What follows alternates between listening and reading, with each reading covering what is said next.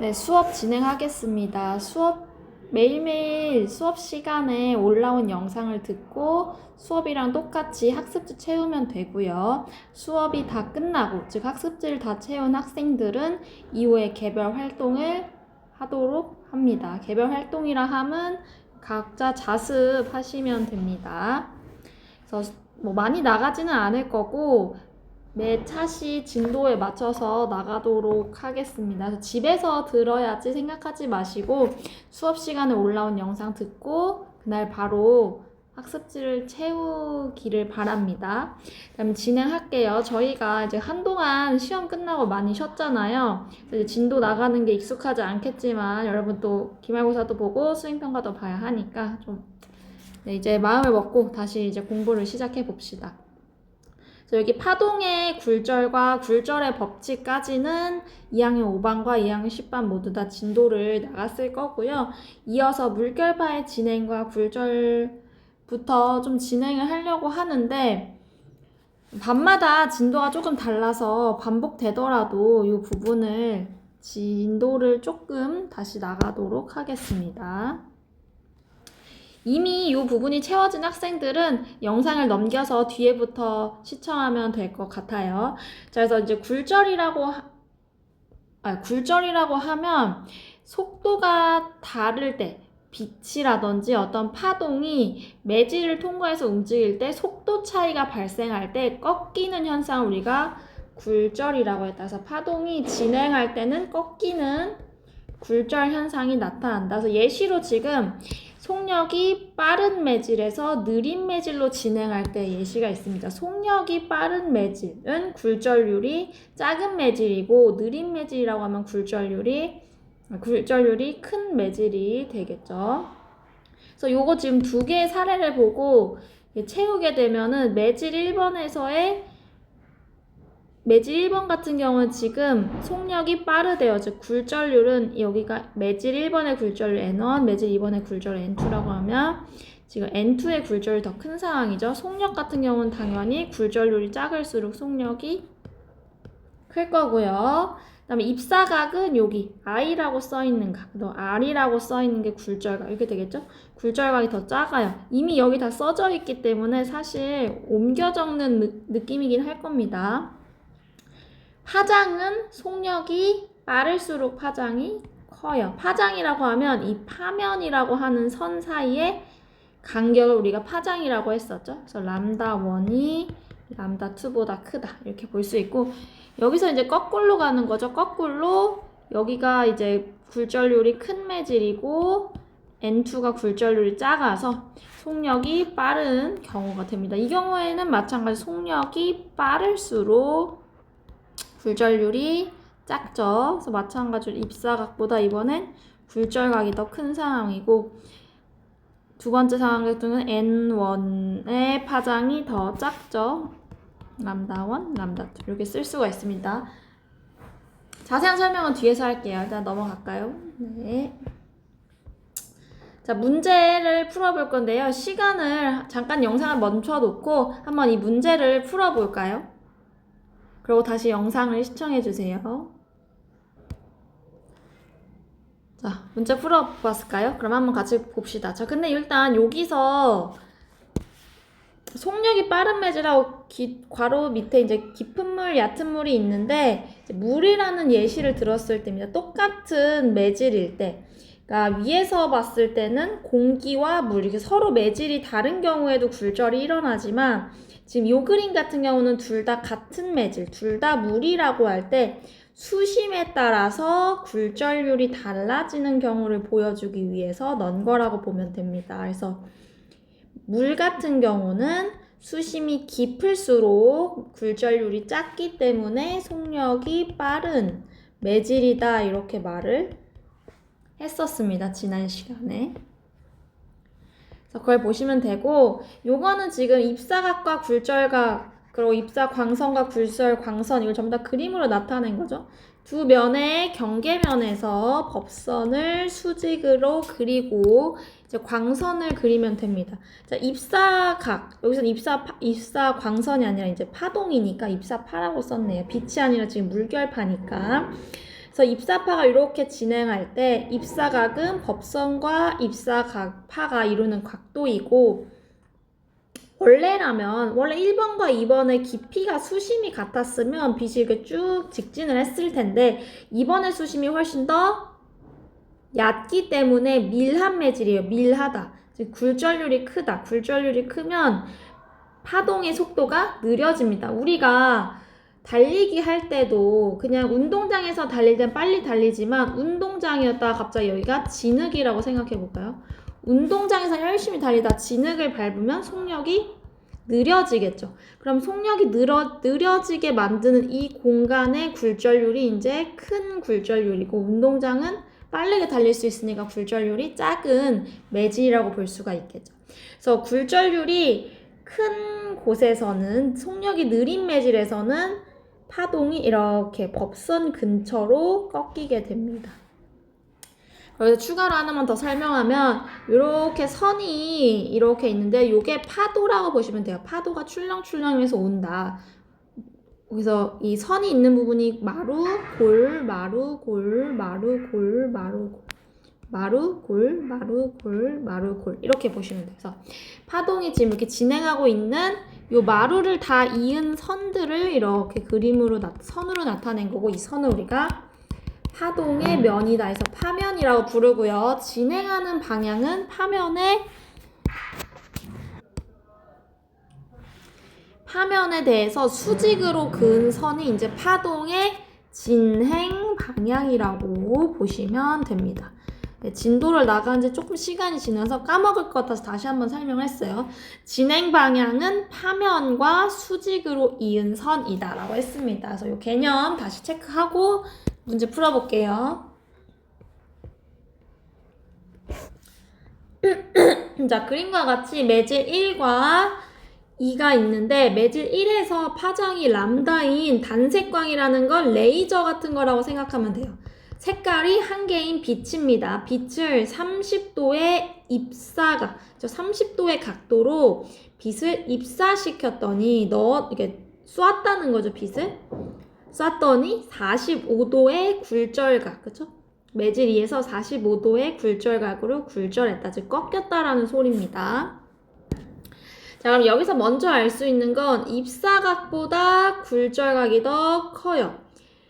굴절각이 크다는 건 원래라면 빛은 매질 2번과 매질 2번이 만약에 굴절률이 같았다면 빛은 이렇게 쭉 직진을 했을 텐데 지금 매질 2가 매질 1과 굴절률이 달라요. 그랬더니 얘가 법선과 멀어지는 방향으로 굴절이 했죠. 즉 굴절각이 더 입사각보다 커진 상태입니다. 그 말인 즉슨 매질 2에서 빛의 속도가 더 빨라졌다라는 것을 알 수가 있습니다. 따라서 굴절률은 N1이 N2보다 더 크다. 굴절률이 작을수록 속력이 빠른 거죠. 그래서 빛이 속력이 빠를수록 더 바깥쪽으로 굴절하고요. 매질 2번의 굴절률이 커서 속력이 느려지는 경우에는 점차 더 법선 가까이 안쪽으로 굴절합니다. 속력이 굴절률이 큰 경우 느릴수록 안쪽으로 굴절하고 빠를수록 바깥쪽으로 굴절해요.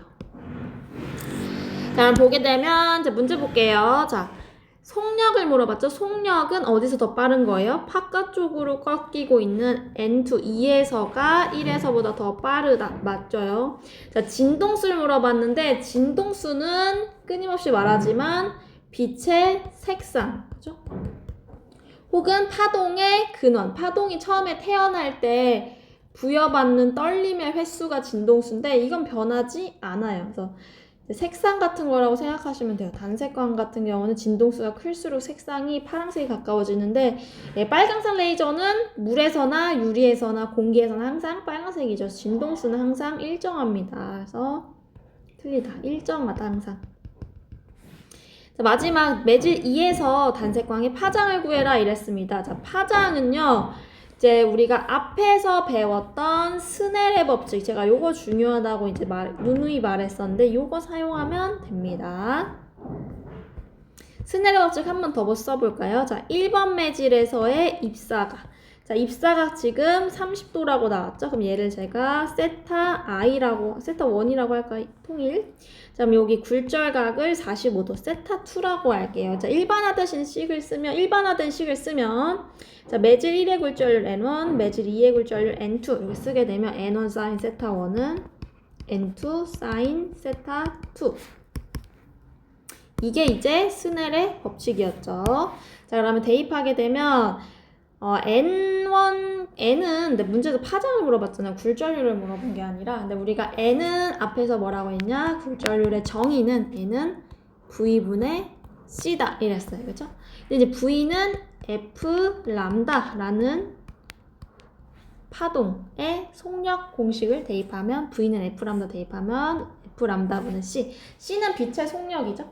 그래서 대입하게 되면 바로 요거 대입해 볼게요. 자, N1에다가는 F 람다 1 분의 C 사인 세타 1, 그 다음에 N2는 F 람다 2 분의 C 사인 세타 2 이렇게 쓸 수가 있어요.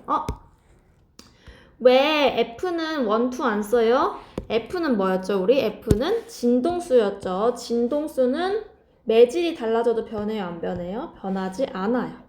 그래서 F라고 쓴 거고, C는 빛의 속력이죠. 빛의 속력도 빛의 속력은 C로 일정하니까 지우개.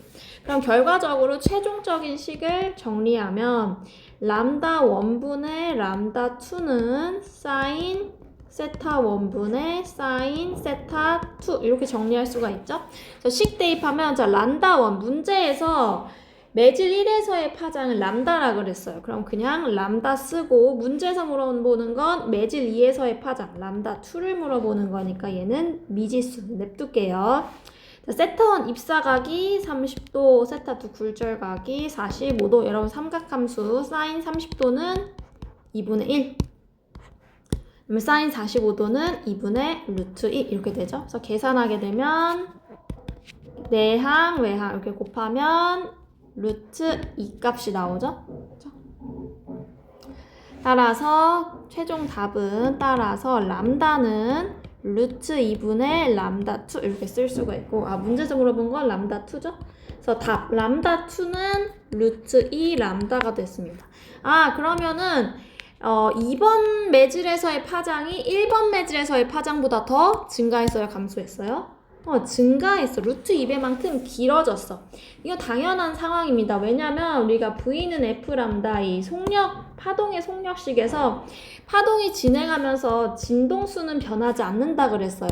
그럼 우리는 속력과 파장이 서로 비례라는 걸 알 수가 있고, 속력이 빠를수록 파장이 커진다는 사실을 알 수가 있기 때문에 이 결과가 맞다라는 거죠. 왜냐면 1번 매질에서보다 2번 매질에서 지금 속력이 더 빨라진 상황이죠. 그래서 이걸 이제 파면으로 그려보게 되면, 물이라고 생각하고 파면을 그리면 이렇게 촘촘하던 파면의 간격이 2번 매질에서 이렇게 간격이 커졌다라는 걸 알 수가 있죠. 파면의 간격이, 요 파면의 간격이 파장이니까요. 그렇죠? 이런 식으로 우리가 해석을 할 수가 있다. 답은 이렇게 됩니다. XO 루트 2 람다 쓰면 됩니다. 그래서 오늘 진도는 많이 안 나갈 거고요. 어디까지 나갈 거냐? 여기까지만 나가고 마무리하도록 하겠습니다. 영상은 최대한 20분 정도가 되도록 노력을 해볼게요. 남은 시간 여러분 공부하고 정리할 수 있도록. 그럼 밑에 이어서 봅시다. 여러 가지 매질에서 빛의 굴절을 비교해 보도록 하겠습니다. 자, 다음은 빛이 이제 공기에서 각각 서로 다른 매질, 물, 그다음에 유리, 다이아몬드로 입사할 때 굴절각이 어떻게 변하는지 봅시다라는 겁니다. 전부 다 동일한 조건입니다. 공기에서 일단 입사각이 45도로 입사해요. 전부 다 N1, 1번 매질은 다 공기예요. 근데 두 번째 굴절하는 매질, 굴절 매질의 종류가 다 다른 거죠. 굴절 매질의 종류가 다른 건 굴절률이 다르다라는 걸 의미해요. 굴절률은 물질의 특성이기 때문에 물질마다 굴절률은 모두 다 다릅니다. 자, 그럼 여기서 한번 문제를 같이 볼까요? 1번, 2번. 자, 세 경우 모두 다 입사각보다 굴절각이 더 어때요? 커요, 작아요? 굴절각이 다 작은 상황이네. 그럼 제가 말했죠. 입사각에 비해서 굴절각이 더 작다는 것은 속력이 어떻게 됐다? 속력이 느려졌다. 그렇죠? 느려질수록 법선 근처로 꺾인다 그랬잖아요. 굴절각이. 속력이 느려졌다. 즉 지금 굴절 매질의 굴절률이 1번 매질 공기보다 다 굴절률이 큰 상황이고 속력이 느려진 상황이기 때문에 법선 근처로 굴절각이 작아진다라는 걸 알 수 있어요. 굴절각이 법선 쪽으로 휘면서 굴절각이 전부 다 작아진다. 따라서 굴절각이 더 작다. 그래서 느린 매질, 속력이 느린 매질로 빛이 지금 진행하고 있는 상황이고, 자, 굴절각이 클수록 빛의 진행 속력이 빠르다라는 개념을 적용하게 되면, 자, 물의 굴절률, 이제 공기의 굴절률을 기준으로 물의 굴절률 N물, 유리의 굴절률 유리, 다이아몬드의 굴절률 N다이아. N은 굴절률이죠. 자, 이렇게 했을 때 자, 누구의 굴절률이 가장 클까를 보면 자, 똑같이 45도로 입사했는데 다이아몬드는 굴절각이 19도예요. 그럼 차이가 몇 도가 나죠? 45도에서 19도로 줄었으니까 무려 입사각과 굴절각의 차이가 약 26도 정도 차이가 나고 공기랑 유리 사이의 입사각과 굴절각의 차이는 17도가 나고 공기와 물 사이의 입사각과 굴절각의 차이는 각도 차이가 15도가 나요. 이 각도 차이가 클수록 크다는 것은 즉 다이아몬드에서 굴절이 훨씬 많이 일어났다. 굴절이 많이 일어났다. 즉 속력이 많이 느려졌다. 속력이 많이 느려졌다는 것은 굴절률이 그만큼 너무너무 크기 때문에 속력이 매우 많이 느려진 겁니다.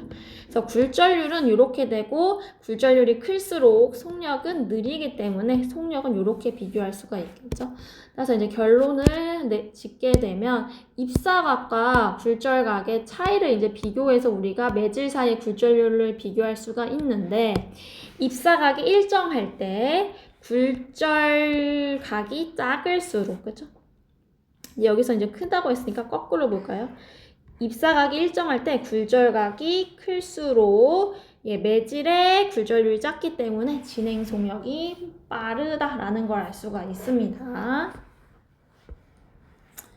그래서 이것은 이제 매질의 굴절률을 비교하게 되면 굴절률은 거꾸로 되겠죠. 속력이 클수록 굴절률이 작아지니까.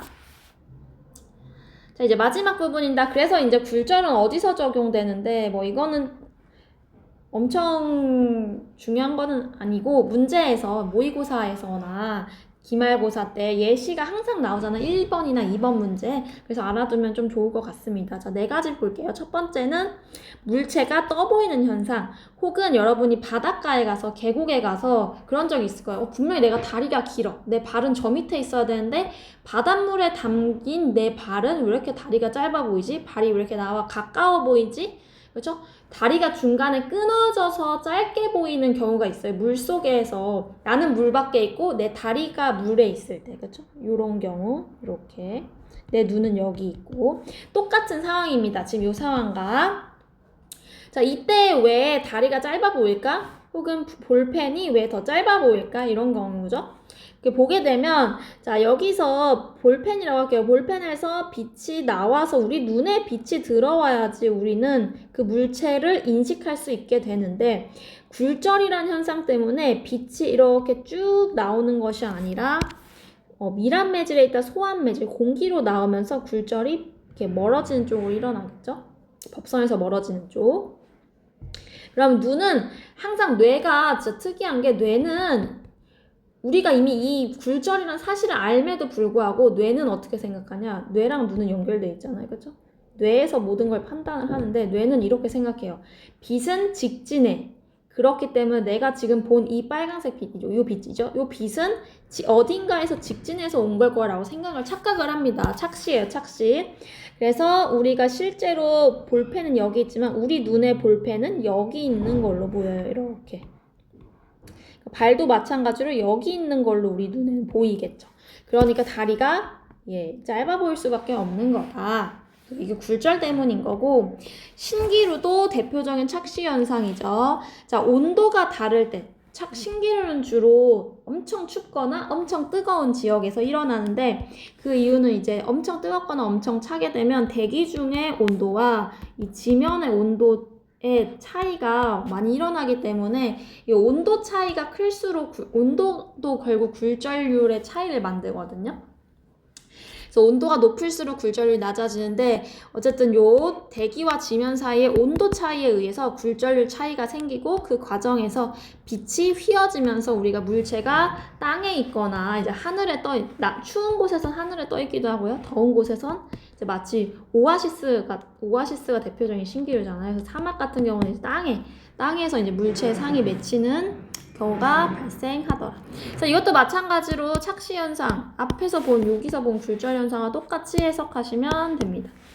실제로 빛은 이렇게 휘어져서 오는데 우리 눈은 요거를 인식하는 거야, 요 부분을. 그러니까 빛은 직진하잖아, 뇌가 빛은 직진하잖아 라고 판단하기 때문에 자동차가 마치 땅 아래에 있는 것처럼 눈에 보인다는 거죠. 그래서 빛이 지면에서 굴절되기 때문에 아래에 있는 것으로 보인다.